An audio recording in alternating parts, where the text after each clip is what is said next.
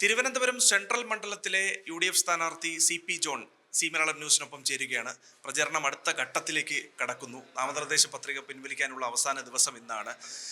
അതിനിടെ തന്നെ രാഷ്ട്രീയ വാദപ്രതിവാദങ്ങളും ഒരു ഭാഗത്ത് പുരോഗമിക്കുകയുമാണ്. എങ്ങനെയാണ് പ്രചാരണം മുന്നോട്ട് പോകുന്നത്? ഞങ്ങൾ ബഹുദൂരം മുന്നോട്ട് പോയി. ഈ മണ്ഡലത്തെ സംബന്ധിച്ചിടത്തോളം ഇരു മുന്നണികളെയും പുറകിലാക്കിക്കൊണ്ട് ഐക്യജനാധിപത്യ മുന്നണി വലിയൊരു കുതിപ്പ് തന്നെ നടത്തിയിരിക്കുകയാണ്. കേരളത്തിലാകെ ആഞ്ഞടിക്കുന്ന മറ്റൊരു തരംഗവുമുണ്ട്. അത് ഗവൺമെൻറ്റിനെ മാറ്റുക എന്നുള്ള തരംഗമാണ്. ഇതിപ്പോൾ ഏതാണ്ട് ഈ സുനാമി ഫോം ചെയ്യുന്ന പോലെയാണ്. ഒരു സ്ഥലത്ത് അത് ഉത്ഭവിച്ചു കഴിഞ്ഞാൽ അവിടെ എത്താൻ ഒരു സമയമെടുക്കും എന്ന് പറഞ്ഞതുപോലെ രാഷ്ട്രീയ സാഗരത്തിലൊരു സുനാമി ഫോം ചെയ്യപ്പെട്ട് കഴിഞ്ഞു. അത് ഈ 9-ാം തീയതി ഇവിടെ തിരുവനന്തപുരത്ത് അടിക്കും. മൊത്തം കേരളത്തിൻ്റെ രാഷ്ട്രീയ മണ്ഡലത്തിൽ അടിക്കും. അപ്പോൾ അതിൻ്റെ ഏറ്റവും ലക്ഷണങ്ങളൊക്കെ നമ്മൾ കണ്ടു കഴിഞ്ഞു. ഒന്ന്, നോമിനേഷൻ പിൻവലിക്കുന്ന ദിവസമാണല്ലോ.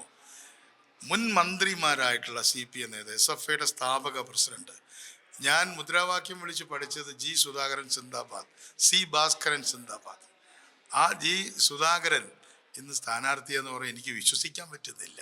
അതായത് എൻ്റെ സ്നേഹിതൻ സുമാൻ സേമരൊക്കെ പഴയകാല SFI നേതാക്കളാണ്.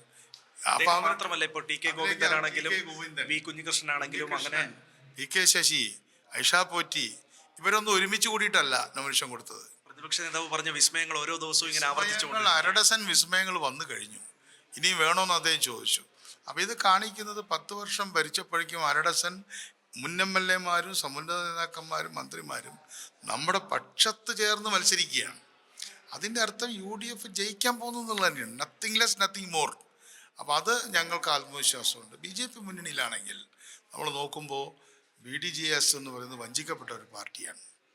ആ പ്രസ്ഥാനത്തിനെ അവർ വഞ്ചിച്ചു. കഴിഞ്ഞ പഞ്ചായത്ത് മുനിസിപ്പൽ തെരഞ്ഞെടുപ്പിൽ 311 സീറ്റ് കൊടുത്തു. 4 സീറ്റ് അവർക്ക് ജയിക്കാൻ കഴിഞ്ഞത്. അവർക്ക് അതിൻ്റെത് വിഷമമുണ്ട്. പക്ഷേ പൂർണ്ണമായിട്ട് മുന്നണി വിട്ടൊന്നും പോയിട്ടില്ല. അതുകൊണ്ട് BJP ഇങ്ങനെ വളർന്നുകൊണ്ടിരിക്കുകയാണെന്നുള്ള ധാരണയിൽ ആരും വോട്ട് ചെയ്യണ്ട. NDA കയറ്റം കയറി കഴിഞ്ഞു. ഇനി അങ്ങനെ കയറാൻ സ്ഥലമില്ല. ഇനി കയറുന്നത് UDF ആണ്. സുധീർ കരമനയുടെ പ്രചാരണത്തിന് ആന്റണി രാജു എത്തുന്നില്ലല്ലോ. അങ്ങനെയുള്ള വാർത്തകൾ കഴിഞ്ഞ ദിവസങ്ങളിൽ ഉണ്ടായിരുന്നു. അല്പസമയം മുമ്പാണ് അങ്ങനെ ഒരു വാർത്ത, അദ്ദേഹം വരാൻ പോകുന്നു, പ്രചാരണത്തിന് സജീവമായി രംഗത്തിറങ്ങാൻ പോകുന്നു, വഞ്ചിയൂർ മേഖലാ കൺവെൻഷൻ ഉദ്ഘാടനം ചെയ്യാൻ പോകുന്നു എന്ന തരത്തിലേക്ക് വാർത്തകൾ വന്നത്. അപ്പോൾ എന്തുകൊണ്ടാണ് അദ്ദേഹം ഇറങ്ങാതിരുന്നതെന്നുള്ള രാഷ്ട്രീയ സാഹചര്യമൊക്കെ നമുക്കറിയാം. ഇങ്ങനെയാണ് ആന്റണി രാജു മത്സര രംഗത്തില്ലാത്തതിനെ കാണുന്നത്.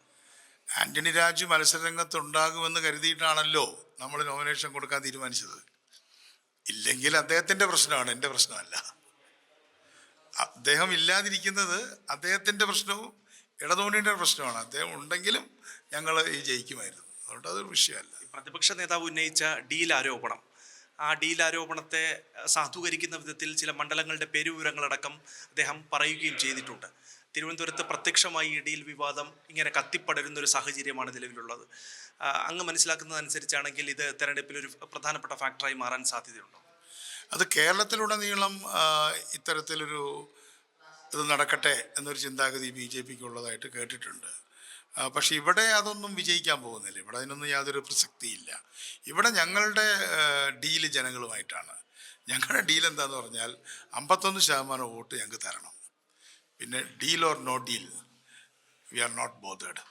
വട്ടിയൂർക്കാവിൽ ഇത്തരത്തിൽ ഈ BJP കൗൺസിലർമാർ നേരിട്ട് CPMന് വേണ്ടി പ്രവർത്തിക്കുന്ന സാഹചര്യമുണ്ട് എന്നുള്ളതാണ് അവിടുത്തെ UDF സ്ഥാനാർത്ഥി K മുരളീധരൻ പറയുന്നത്. കൗൺസിലർമാരുടെ പേര് വിവരങ്ങൾ അടക്കം അറിയാമെന്നുള്ള വളരെ അതിഗുരുതരമായിട്ടുള്ള ഒരു ആരോപണമാണ് K മുരളീധരൻ ഉന്നയിച്ചിരിക്കുന്നത്. ഞാനിപ്പോൾ ഇല്ല, ഇപ്പം ഞാനിവിടെ സ്ഥാനാർത്ഥിയല്ലേ.